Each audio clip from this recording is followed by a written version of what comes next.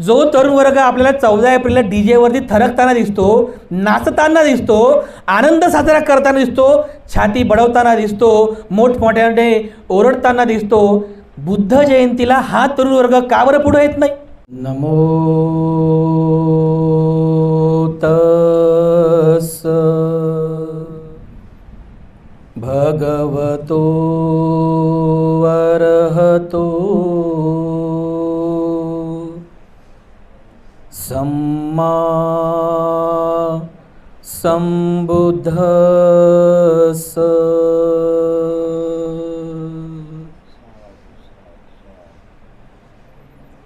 तथागत सम्यक संबुद्ध, तथागतांचा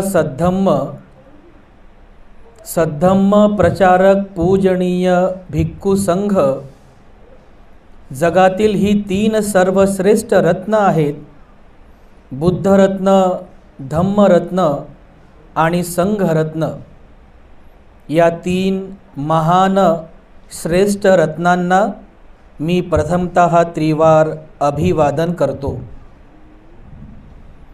ज्यांच्या अमर्याद त्याग प्रभावामुळे या भारतभूमीला बुद्धभूमीचे रूप पुन्हा प्राप्त झालं, असे बौद्ध धम्माचे पुनरुद्धारक, तुम्हा आम्हा सर्वांचे उद्धार करते प्रज्ञासूर्य बोधिसत्व डॉक्टर बाबासाहेब आंबेडकर यांच्या समग्र धम्मक्रांतीमध्ये जीवनाच्या शेवटच्या रक्तापर्यंत, शेवटच्या श्वासापर्यंत समर्पित राहून आजच्या या मंगलमय प्रसंगी पुणे शहरामध्ये रेंज हिल्स रहिवासी सभा व महिला सभा यांच्या व्यवस्थापनेमध्ये असलेले हे बुद्धविहार, शताब्दी बुद्धविहार रेंज हिल्स परिसर तथा सारनाथ बुद्धविहार ॲम्युनेशन फॅक्टरी खडकी परिसर या दोन्हीही बुद्धविहार व्यवस्थापन समितीच्या संयुक्त विद्यमाने आजचा हा धम्मसंस्कार या सुंदरशा अशा बुद्धविहारामध्ये संपन्न होत आहे। या धम्मसंस्काराच्या निमित्ताने माझ्या समवेत इथे उपस्थित असलेले पूजनीय भिक्खू करुणानंदजी थेरो, संचालक the great happiness YouTube channel, पूजनीय भिक्खू धम्मबोधीजी थेरो, संचालक purity of mind YouTube channel आणि नवदीक्षित सर्व श्रामणेर, आपण सर्व उपस्थित उपासक उपासिका, लहान बालक आणि बालिकांनो, धम्मदेसनेला सुरुवात करण्यापूर्वी सर्वप्रथम मी आपल्या सर्वांप्रती मंगल कामना अर्पण करतो। सर्व नवदीक्षित श्रामणेर, सर्व उपासक उपासिका आपल्या सर्वांप्रती आणि शताब्दी बुद्धविहार, सारनाथ बुद्धविहार दोन्हीही विहार व्यवस्थापन समितीतील सर्व सदस्य आपल्या सर्वांप्रती मी मंगल कामना अर्पण करतो।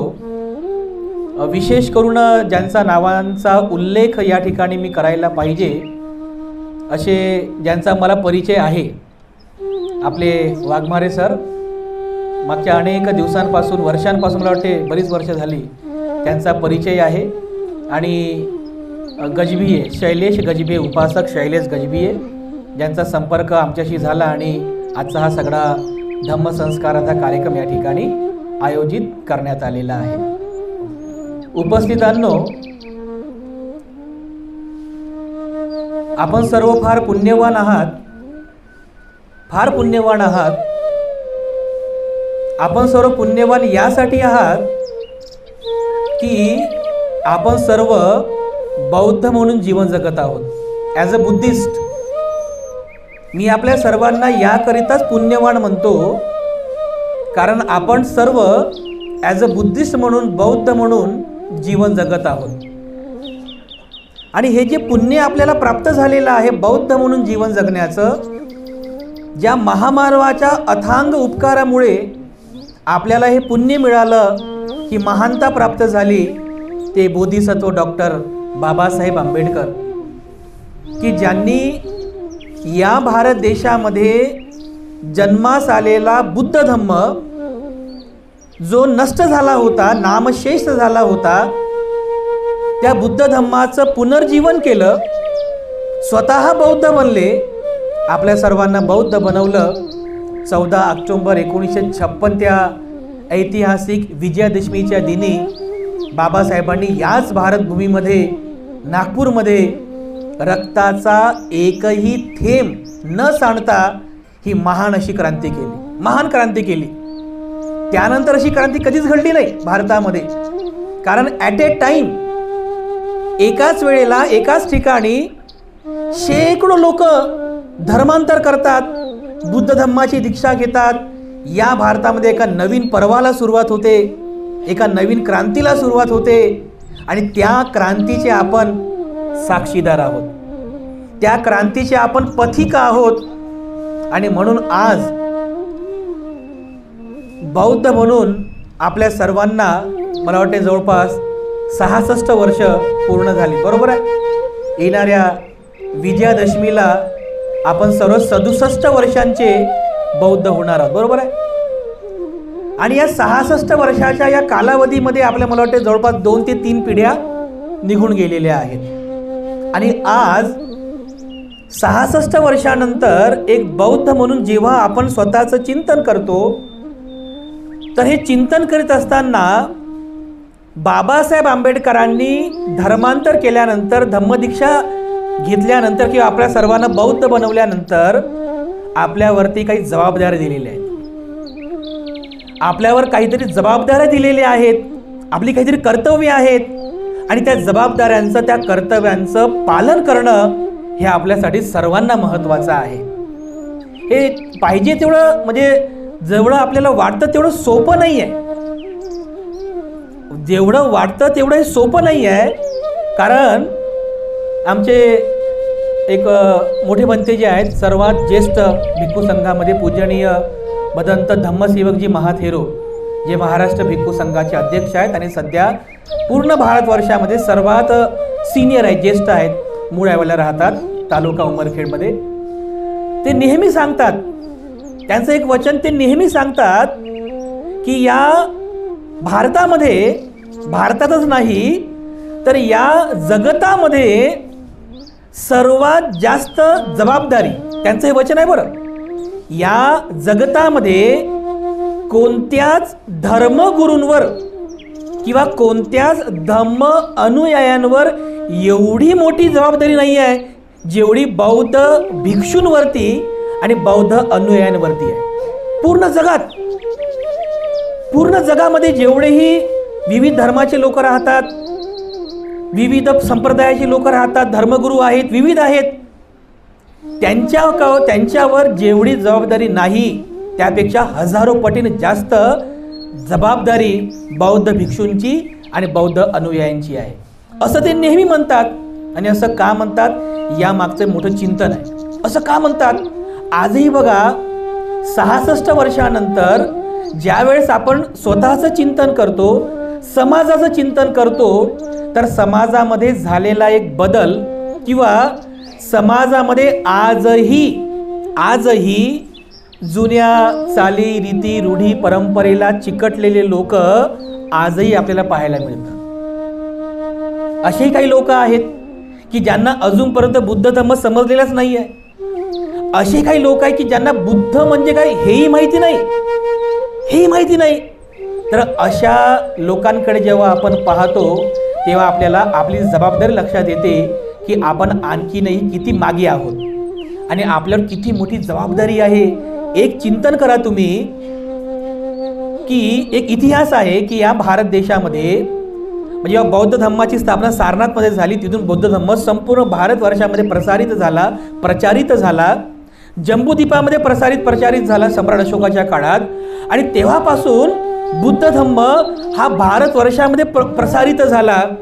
कुठे? 10व्या शतकापर्यंत. 10व्या शतकापर्यंत पुढचा जो इतिहास आहे की ज्यावेळेस 1199 मध्ये एका मुस्लिम शासकाने, ज्याचं नाव होतं बख्तियार खिलजी, या बख्तियार खिलजीने बौद्ध धम्माचे विद्यापीठ नालंदाला आग लावली. संपूर्ण बौद्ध धम्माचं साहित्य, ते बौद्ध धम्माचं विद्यापीठ नालंदा विद्यापीठ, त्याला आग लावली. ते विद्यापीठ बेचिराग झालं. तिथे असलेले बौद्ध धम्माचं साहित्य हे पूर्ण बेचिराग झालं. अग्नीमध्ये पूर्ण माती मोल होऊन गेलं. भिक्षूंच्या कत्तली झाल्या आणि काही भिक्षू स्वतःचा जीव वाचवून जेवढे ग्रंथ सापडेल मिळतील तेवढे ग्रंथ हातात घेतात, स्वतःचा जीव वाचून बाहेर निघून जातात. 1199 मधली ही जी घटना आहे की ज्या घटनेपासून या भारतातला बुद्ध धम्म पूर्ण नष्ट झालेला आहे. पूर्ण नष्ट झाला. लोक बुद्धाला विसरले. बुद्ध म्हणजे कोण लोकांना माहिती नाही. धम्म काय आहे, संघ काय आहे, कोणाला काहीच माहिती नाही. आणि असं करता करता करता बघा 1199 पासून म्हणजे 12वं शतक जवळपास पूर्णपणे संपलं. 13वं शतक, 14वं शतक, 15वं शतक, 16वं शतक, 17वं शतक, 18वं शतक, 19वं शतक आणि जेव्हा 20व्या शतकाला सुरुवात झाली, 20व्या शतकात जवळपास किती वर्ष झाले? 700 वर्ष.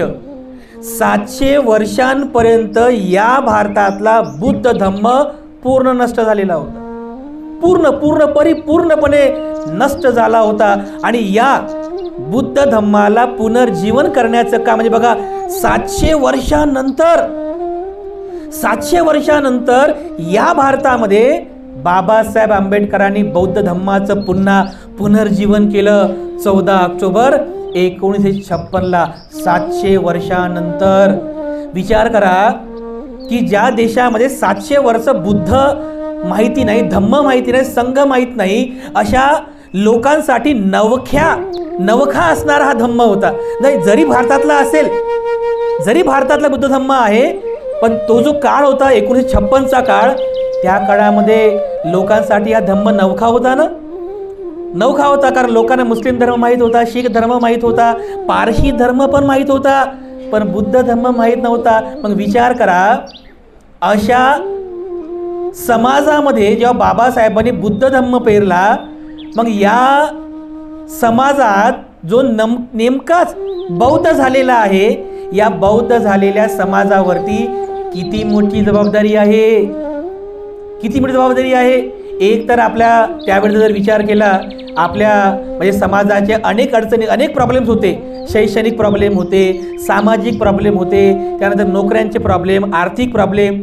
मग समाजाने हे सगळ्या अडचणी सॉल्व करायच्या, हे सगळे प्रॉब्लेम सॉल्व करायचे का बुद्ध धम्माचा प्रचार करत बसायचं? प्रॉब्लेम भरपूर होते ना, अडचणी अनेक होत्या. मग या सामाजिक, शैक्षणिक किंवा इतर त्या अडचणींना दूर करत बसायचं की बुद्ध धम्माचा प्रचार आणि प्रसार करत बसायचं? किती मोठा प्रश्न होता.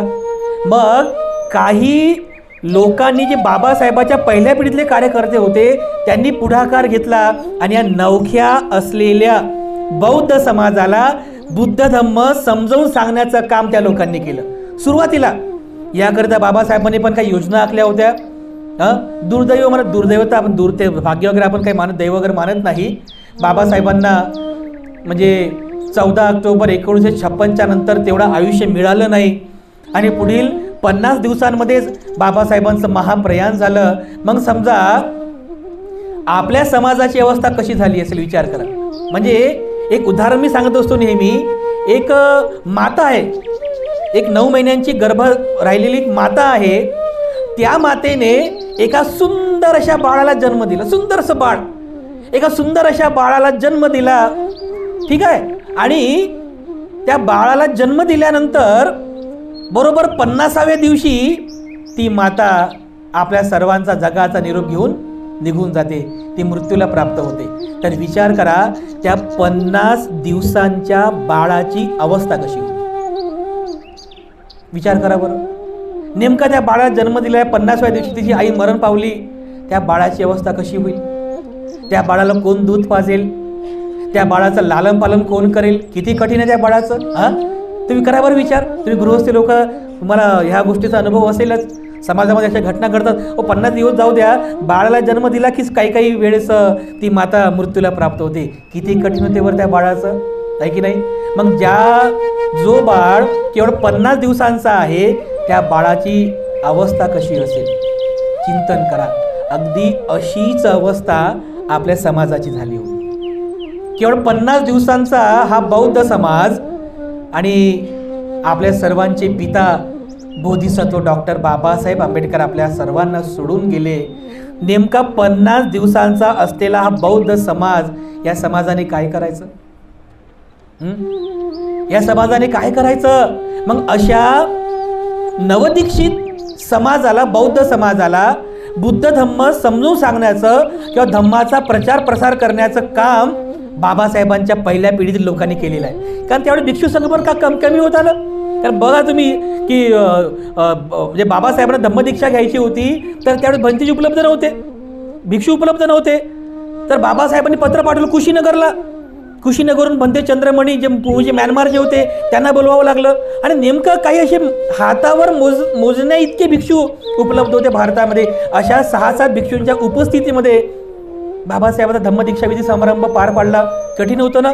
मग अशा समाजामध्ये बुद्ध धम्म पेरायचा आहे, याला बौद्ध बनवायचा आहे, किती मोठी जबाबदारी आहे की नाही? तर बाबासाहेबांनी काही योजना आखल्या होत्या.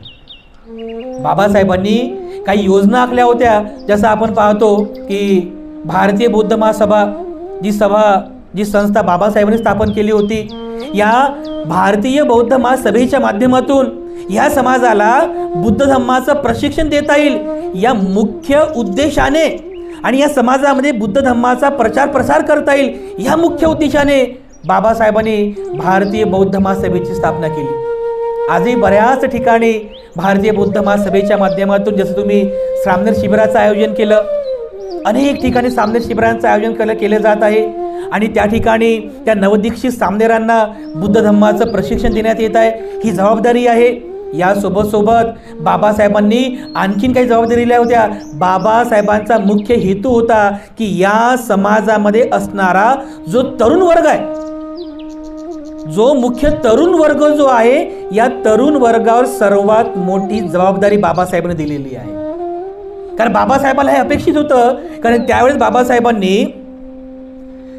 बाबासाहेबांनी व्हाईसरॉयसोबत वार्तालाप करून आपल्या समाजातील मला वाटते 11 की 12 विद्यार्थ्यांना विदेशामध्ये उच्च शिक्षणासाठी पाठवलं होतं. उच्च शिक्षणासाठी. कारण बाबासाहेबांना हे अपेक्षित होतं की हे विद्यार्थी विदेशामधून ग्रॅज्युएट होऊन येतील, एज्युकेशन घेऊन येतील आणि इथे आल्यानंतर समाजाची सेवा करतील. इथे आल्यानंतर समाजामध्ये बुद्ध धम्माचा प्रचार प्रसार करण्याचं काम करतील. आपल्या समाजाला शिक्षणाचं महत्त्व पटवून देतील. आपल्या समाजामध्ये शिक्षणाची मुहूर्तमेढ रोवतील. या अपेक्षेने बाबासाहेबांनी त्या विद्यार्थ्यांना विदेशामध्ये पाठवलं. परंतु झालं उलटं.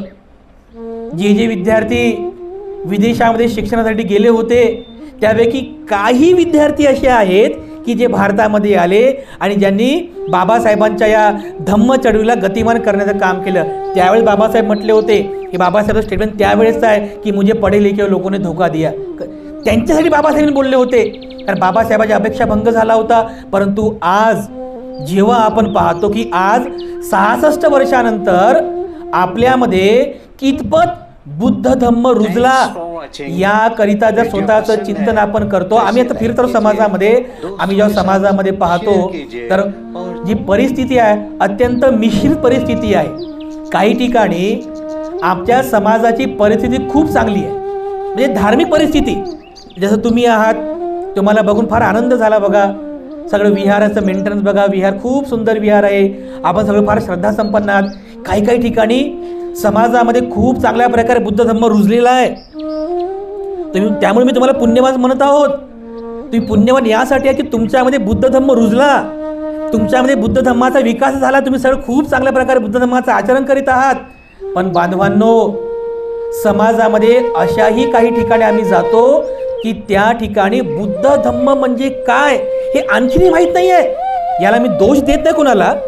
म्हणजे असं नाही का की म्हणते दोष देत आहेत म्हणून. दोष कोणालाही देत नाही आहे. कारण हे कोणा एकट्याचं काम नाही आहे. ही सगळी जबाबदारी आपली आहे. भिक्षू संघाची संख्या कमी आहे, पहिली गोष्ट आहे की नाही. भिक्षूंची संख्या कमी आहे आणि काही लोक आम्हाला काय म्हणतात, काय म्हणते जी, अहो तुम्ही फिरायला पाहिजे, कंटिन्युअसली तुम्ही फिरायला पाहिजे, समाजामध्ये फिरायला पाहिजे, भिक्षूंची संख्या वाढली पाहिजे. अरे बाबा ठीक आहे ना, आम्ही फिरतो ना, आम्ही फिरत आहोत, कंटिन्युअसली आम्ही फिरत आहोत. तुम्ही आमचे बागमारे साहेब वगैरे आमचे स्टेटस बघता तुम्ही, कंटिन्युअसली आम्ही फिरत असतो. एवढे दौरे सुरू आहेत, ज्या ठिकाणी अद्यापही भिक्षू गेलेले नाहीत अशाही ठिकाणी पोहोचलेले आहोत. धम्मप्रचार प्रसाराचं काम करीत आहोत, कंटिन्युअसली धम्मप्रचार प्रसाराचं काम सुरू आहे. लोक म्हणतात की भिक्षूंची संख्या वाढली पाहिजे, भिक्षूंची संख्या वाढली पाहिजे. कशी वाढेल भिक्षूंची संख्या? भिक्षूंची संख्या कशी वाढेल? आम्ही काय आकाशातून पडलो का? एखादं झाड लागलेलं भंतेजीचं झालं, खद हलवलं, जसे आंबे खाली पडतात तसे भंतेजी खाली पडले, असं काही चमत्कार झाला का? आम्ही कुठून आलो? आमचाही एक परिवार होता, गृहस्थ जीवन, आमचंही गृहस्थ जीवन होतं, आमचा एक परिवार होता. पण आमच्या आईवडिलांनी आम्हाला भिक्षू संघाला दान दिलं, ती चेतना आमच्यामध्ये उत्पन्न केली. आज 20 वर्ष झाली, मागच्या 20 वर्षांपासून भिक्षू संघामध्ये राहून अंगावरती काश्या वस्त्र घेऊन आम्ही धम्मसेवा करत आहोत. बरोबर आहे की नाही? भिक्षूची संख्या कशी वाढेल? एक आई वडील आपल्या मुलांबद्दल असं अपेक्षित करतात की माझा मुलगा इंजिनियर झाला पाहिजे, माझा मुलगा डॉक्टर झाला पाहिजे, माझा मुलगा बॅरिस्टर झाला पाहिजे, माझा मुलगा कलेक्टर झाला पाहिजे, पोलीस झाला पाहिजे. ठीक आहे, अपेक्षा ठीक आहे. तर किती आईवडिलांना असं वाटते बरं की मला जर 3 मुलं आहेत, आईवडिलांना जर असं वाटतं मला जर 3 मुलं आहेत, माझ्या 3 मुलांपैकी 2 मुलं माझ्याकडे राहतील, पण एका मुलाने भिक्षू बनावं आणि जीवनभर त्याने धम्माचा प्रचार प्रसार करावा. किती आईवडिलांना असं वाटतं बरं? आम्ही जेव्हा उपासकांकडे जातो तर सहज असते बरं, म्हणते हे बघा, म्हणते मुलगा हे लई बंड आहे, म्हणते हे ऐकत नाही आमचं, याला घेऊन जा बरं. म्हणजे काय, जे मुलं बंड झालेले आहेत, ऐकत नाही, त्याला आमच्यासोबत पाठवायचं. आणि जे मुलगा म्हणते हा मुलगा लई हुशार आहे, हो लई हुशार आहे, खूप हुशार आहे, बघा कसं पाठांतर करतो, लई मोठा हुशार आहे. आम्ही जर म्हणलं बरं द्या त्याला दान, नाही म्हणते, नाही त्याला कलेक्टर बनवायचं आहे म्हणते. आणि हे जे बंड झाले ना त्याला सोबत घेऊन जा. वा, कुठे घेऊन जाऊ सोबत? आम्ही आता जे चांगले मुलं आहेत ते सोबत ठेवायचे, जे बंड झालेले ऐकत नाही त्यांना भंतीसोबत पाठवून द्यायचं. म्हणजे कसं? आम्ही ज्या समाजामध्ये पाहतो भिक्षूंची संख्या का वाढत नाही आहे, याचं कारण हे आहे की तशी अपेक्षा आईवडिलांना असली पाहिजे. धम्माचा प्रचार आणि प्रसार जर करायचा असेल तर प्रचारक हे वाढले पाहिजेत. पहिलं कारण प्रचारक वाढले पाहिजे. आणि माझा याच्यावरती पूर्ण विश्वास आहे, मी गॅरंटेड सांगतो की भिक्षूंची संख्या वाढली, त्यातल्या त्यात प्रशिक्षित भिक्षूंची संख्या जर वाढली तर समाजामध्ये धम्माचा प्रचार आणि प्रसार मोठ्या झपाट्याने होईल. भिक्षूंची संख्या वाढली पाहिजे. आम्ही भिक्षू झालो पण आम्हाला कुठं असं स्पेशल प्रशिक्षण मिळालं नाही बघा. जसं आपण पाहतो श्रीलंकेमध्ये, थायलंडमध्ये, म्यानमारमध्ये प्रशिक्षण केंद्र आहेत, तिथे परिवेण आहेत, त्या ठिकाणी भिक्षूंना प्रशिक्षण दिलं जातं, त्या ठिकाणी त्रिपिटक शिकवलं जातं, सुत्तपठण शिकवलं जातं, प्रवचन कसं करायचं हे शिकवलं जातं. अशा प्रकारचे प्रशिक्षण आम्हाला मिळालं नाही. आम्ही जे काही तयार झालो ना, जे तुम्ही आम्हाला पाहतात, आम्ही जे काही तयार झालो ते समाजामध्ये फिरून फिरून काही बरे वाईट अनुभव आले, त्या अनुभवातून शिकून आम्ही तयार झालो आणि समाजाला जे आवश्यक आहे ते देण्याचा आम्ही प्रयत्न करतो. इथे प्रशिक्षण केंद्राची पण संख्या कमी आहे. मग अशाही अवस्थेमध्ये आज असलेला जो भिक्खू संघ आहे, कसं तरी काही म्हणजे भिक्खू संघ जो आहे तो धम्म प्रचार प्रसाराचं काम करीत आहे, तर विचार करा आपली पण काही जबाबदारी आहे की नाही? भिक्षूंची संख्या वाढवायची असेल, प्रशिक्षित भिक्खू जर आपल्याला म्हणजे निर्माण करायचे असतील तर याची सुरुवात हे उपासक आणि उपासिकांमधून होत असते. जेव्हा तुमच्यामध्ये जर हा संस्कार निर्माण झाला की माझ्या जर 3 मुलं आहेत, एक मुलगा मी भिक्खू संघाला दान देतो, भिक्षू संघाची संख्या वाढेल. आज बऱ्याच ठिकाणी प्रशिक्षण केंद्र निर्माण झालेले आहेत. प्रशिक्षण केंद्रामध्ये जसं बघा औरंगाबादला ते अजिंठा रोडला लोकुत्तरा बुद्धविहार झालं, तिथे प्रशिक्षण केंद्र झालेलं आहे. अनेक ठिकाणी प्रशिक्षण केंद्र झाले, त्या ठिकाणी नवदीक्षित श्रामणेरांना आणि भिक्षूंना योग्य असं प्रशिक्षण दिलं जातं, जेणेकरून समाजामध्ये गेल्यानंतर तो भिक्षू धम्माचा प्रचार आणि प्रसार करू शकतो. तर उपासकांच्या पण काही जबाबदाऱ्या आहेत, भिक्षूंच्या पण जबाबदाऱ्या आहेत. केवळ भिक्षूंच्याच नाही तर उपासकांनी सुद्धा आपल्या जबाबदाऱ्या ओळखणं गरजेचं आहे. कोणत्या जबाबदाऱ्या आहेत? उपासकांच्या काही जबाबदाऱ्या आहेत. पहिली जी जबाबदारी आहे उपासकांची ती ही आहे की उपासक हा भिक्खू संघाचा सर्वात मोठा दायाद आहे. दायाद म्हणजे कोण? जो भिक्खू संघाला विविध प्रकारच्या परिष्काराचं दान करतो धम्म प्रचार आणि प्रसाराकरिता. जसं कोणतं दान आहे? पहिलं दान आहे भोजन दान.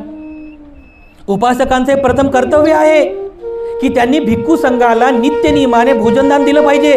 हे तुमचं पुण्य आहे आणि धम्म प्रचार प्रसार करण्यासाठी हे तुमचं कर्तव्य आहे. आणखीन काय आहे? उपासक उपासिकांनी भिक्खू संघाला चिवराचं पण दान करावं. चिवराचं दान करणं हे पुण्य आहे आणि धम्म प्रचार प्रसाराकरिता हे सर्वात मोठं कर्तव्य आहे. आणखीन काय?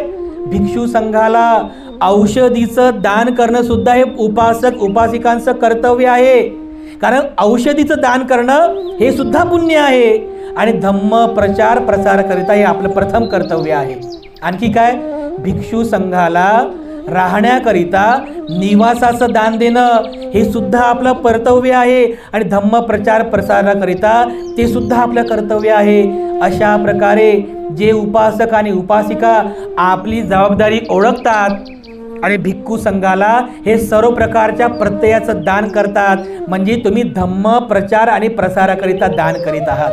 आज बघा, हे जे श्रामणेर शिबिर आपण या ठिकाणी आयोजित केलेलं आहे, हे जे श्रामणेर शिबिर आहे हे श्रामणेर शिबिर याकरिताच आहे की जे तरुण मुलं समाजामध्ये आज आपण पाहतो, या समाजातील तरुण विशेष करून तरुणांमध्ये बुद्ध धम्म रुजला पाहिजे. विशेष करून बालकांमध्ये बुद्ध धम्म रुजला पाहिजे. का? तर हीच पिढी आहे जी झपाट्याने बुद्ध धम्माचा प्रचार आणि प्रसार करण्याचं काम करते. जेव्हा आम्ही समाजामध्ये पाहतो, आम्ही पण तरुणच आहोत, आम्ही काय म्हातारे नाही आहोत, आम्ही पण तरुणच आहोत. तरुणांच्या म्हणजे जेव्हा आम्ही समाजामध्ये आपल्या तरुण वर्गाकडे पाहतो तर आपल्या तरुण वर्गांच्या काही प्रॉब्लेम्स आम्हाला पाहायला मिळतात. काही अडचणी आहेत तरुणांच्या, तरुण यंगस्टर जे आहेत त्यांच्या काही अडचणी आम्हाला पाहायला मिळतात. जेव्हा आम्ही आमच्या तरुण वर्गाकडे पाहतो समाजामध्ये तर त्यांच्या काही अडचणी आहेत. पहिली अडचण तर ही आहे की बहुतांश तरुण वर्गामध्ये, म्हणजे सर्वच म्हणत नाही बरं मी, पण बहुतांश तरुण वर्गामध्ये धम्माबद्दल रस नाही आहे, बुद्ध धम्माबद्दल रस नाही आहे बहुतांश तरुण वर्गामध्ये. म्हणजे असा जो तरुण वर्ग आहे, म्हणजे बघा मागच्या महिन्यामध्ये 14 एप्रिल भीम जयंती आपण साजरी केली. हाच तरुण वर्ग भीम जयंती साजरी करण्यासाठी पुढाकार घेतो, डीजे वरती डान्स करतो, काय काय करतो, निळं रक्त आणि निळं निळं करतो, काय काय काय काय करतो. किती एन्जॉय करतात भीम जयंतीला, कशी कशी साजरी करतात बघा बरं. आणि काल परवाची बुद्ध जयंती झाली, कुठे गेला तरुण वर्ग? जो तरुण वर्ग आपल्याला 14 एप्रिलला डीजे वरती थरकताना दिसतो, नाचताना दिसतो, आनंद साजरा करताना दिसतो, छाती बडवताना दिसतो, मोठमोठ्याने ओरडताना दिसतो, बुद्ध जयंतीला हा तरुण वर्ग का बरं पुढे येत नाही? का पुढे येत नाही? तुम्ही स्वतःचं चिंतन करा.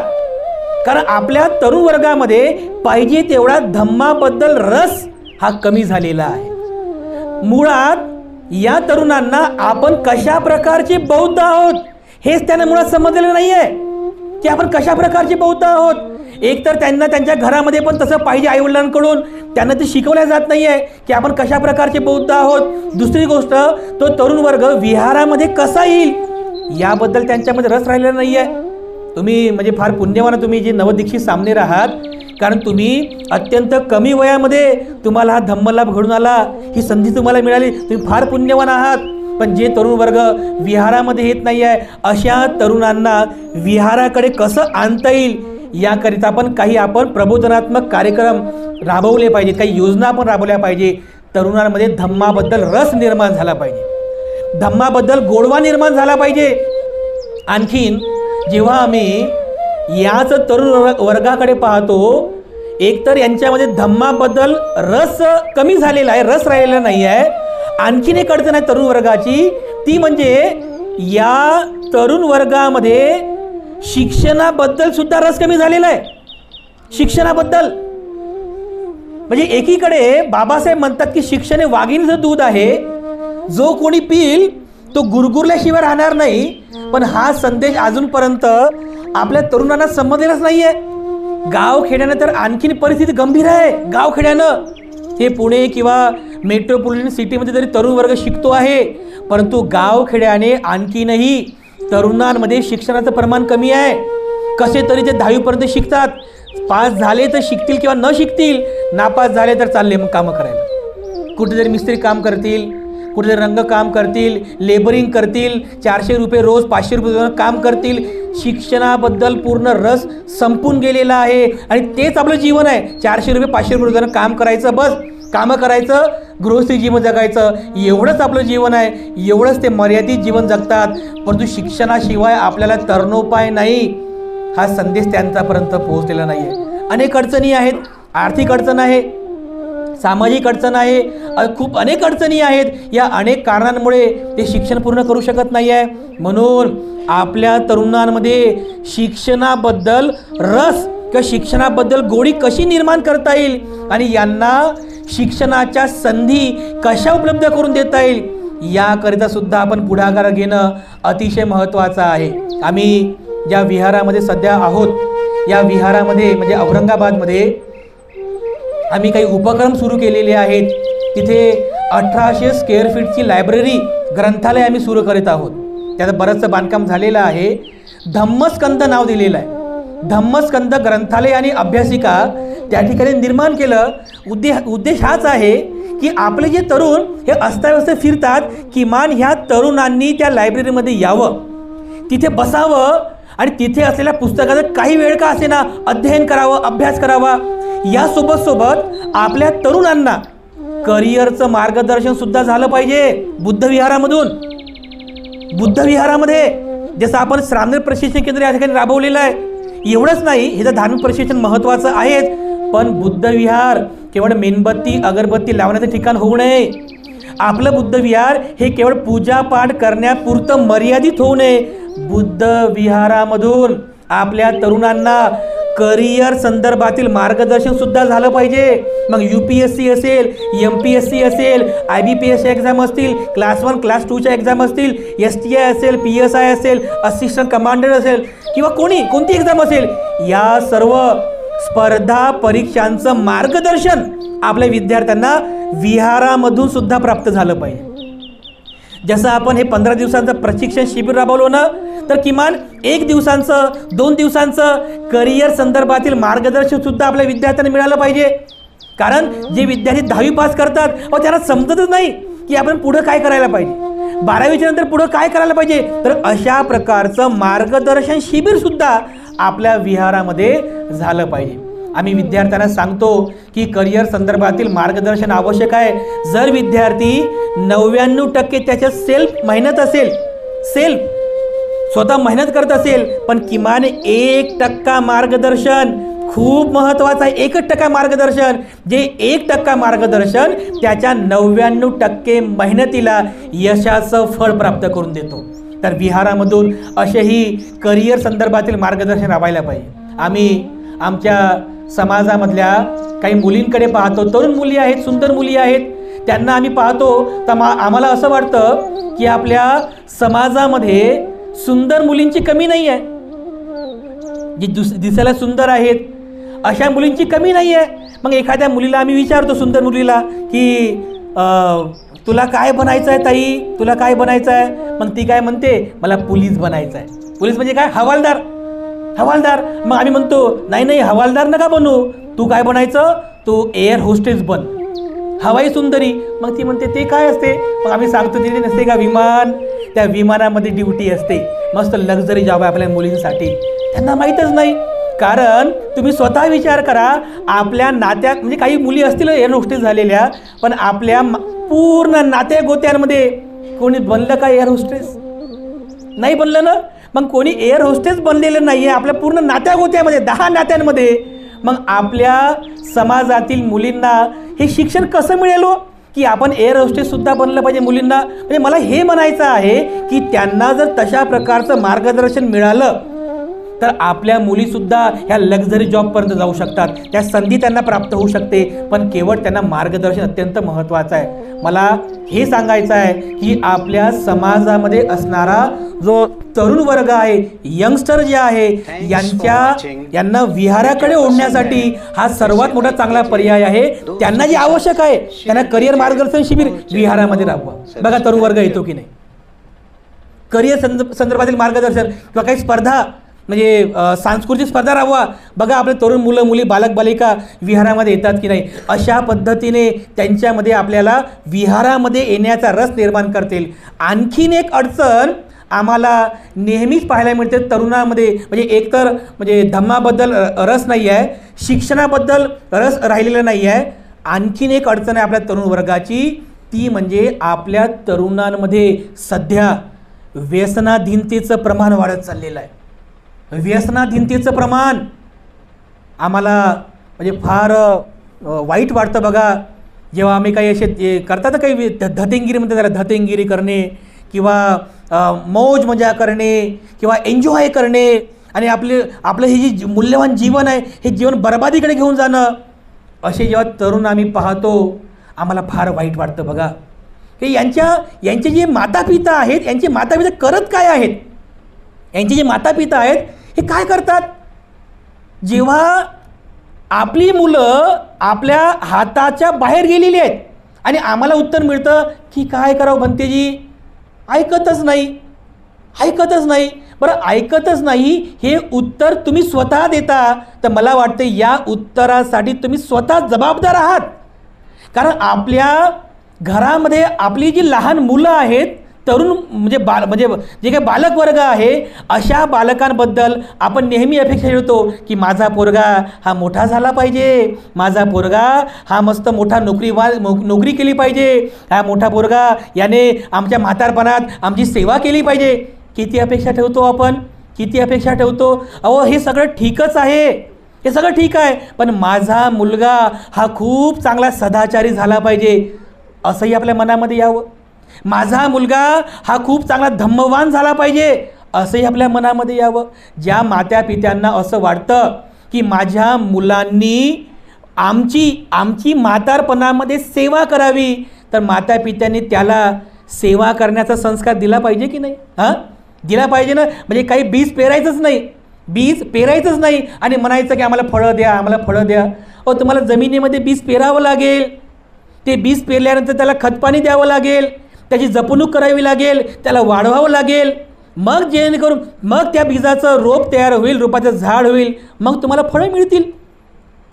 मग आपल्या घरामध्ये असणाऱ्या लहान मुलींना म्हणजे बालकांना जोपर्यंत आपण सेवेचे संस्कार देत नाही, तुमचा मुलगा तुमची कशी सेवा करेल. आणि ज्या वेळेस तो मुलगा आपल्या हाताच्या बाहेर निघून जातो तेव्हा मग कंप्लेंट करतात, बघा ना भंतेजी आमचं ऐकतच नाही. तर कुठे सामनेर शिबिर आहे का सांगा बरं आम्हाला. सामनेर शिबिरामध्ये आता इथे असणाऱ्यांपैकी कोणी आहे की नाही माहिती नाही, पण सामनेर शिबिरामध्ये भाग घेणारे जे असतात ना, जर 100 असतील तर 100पैकी 50% मुलं अशी असतात जे आईवडिलांचं ऐकत नाही. तुमच्यापैकी कोणी आहे का माहिती नाही. मग आई वडील अपेक्षा करतात की माझा मुलगा ऐकत नाही आहे, तर सामने शिबिरामध्ये गेला तर काहीतरी 2 शब्द शिकेल, 2 चांगल्या गोष्टी शिकेल, आमचं ऐकेल, या अपेक्षेने मग सामने शिबिरामध्ये येतात. त्यांची अपेक्षा बरोबर आहे, त्यांना वाटतं की माझा मुलगा हा खूप चांगला बनावा, याकरिता सामने शिबिरामध्ये तुम्ही आलेले आहात, ही खूप चांगली संधी आहे. आणि मग जेव्हा हा तरुण वर्ग अशा प्रकारे विहारामध्ये येतो, अशा शिबिरामध्ये भाग घेतो आणि त्यावर धार्मिक संस्कार ग्रहण करतो, तर हा तरुण वर्ग कधीही चुकीच्या मार्गाने जात नाही. कारण सामने शिबिरामध्ये अशा प्रकारचं प्रशिक्षण तुम्हाला दिलं जातं. तुम्हीही लक्षात ठेवा की जरी हे 15 दिवसाचं आपलं सामनेर शिबिर असेल, पण या 15 दिवसांमध्ये तुम्हाला जे प्रशिक्षण दिलं जात आहे, हे प्रशिक्षण तुम्हाला पुढील संपूर्ण जीवनभरपर्यंत तुम्हाला कामी येणार आहे, पूर्ण जीवनभरपर्यंत. म्हणून ह्या गोष्टी नेहमी लक्षात ठेवा की काही जरी झालं, म्हणजे 15 दिवस शिबिर संपल्यानंतर पुन्हा जेव्हा आपण गृहस्थ जीवन जगू, तर तुमच्या समोर येणाऱ्या ज्या अडचणी आहेत या अडचणींना मात करा. तुमच्यामध्ये नेहमी धम्माबद्दल उत्साह निर्माण करा, धम्माबद्दल रस गोडवा निर्माण करा. कधीही चुकीच्या मार्गाने जाऊ नका, कधीही व्यसनाधीनतेकडे जाऊ नका. व्यसनाधीनता बघा, तरुण वर्ग व्यसनाधीनतेकडे जाऊ नका. आम्ही पाहतो की नवीन व्यसन सुरू झालं वाघमारे साहेब. नवीन व्यसन कोणतं? मोबाईलचं व्यसन सुरू झालं.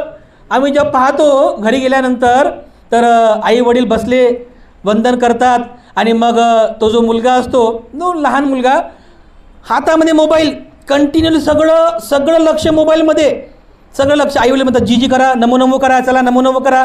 तो काही मोबाईल सोडायला तयारच नाही. आणि मग कंप्लेंट करतात. बंतेजी बघा म्हणतात दिवसभर हा मोबाईलला पकडून राहतो दिवसभर. आम्ही म्हणतो आई तुमचा मुलगा मोबाईलला पकडत नाही, मोबाईलच त्याला पकडलेला आहे, मोबाईलने त्याला पकडलेला आहे. आणि हे लई मोठा रोग आहे. आजच्या आधुनिक काळात नवीन बिमाऱ्या येऊ लागलेल्या आहेत. संकुचित होऊन जाणं मोबाईलमुळं. म्हणून माता पित्यांनी आपल्या मुलांचा सांभाळ करा बरं, वाचवा आपल्या मुलांना या मोबाईल रोगापासून.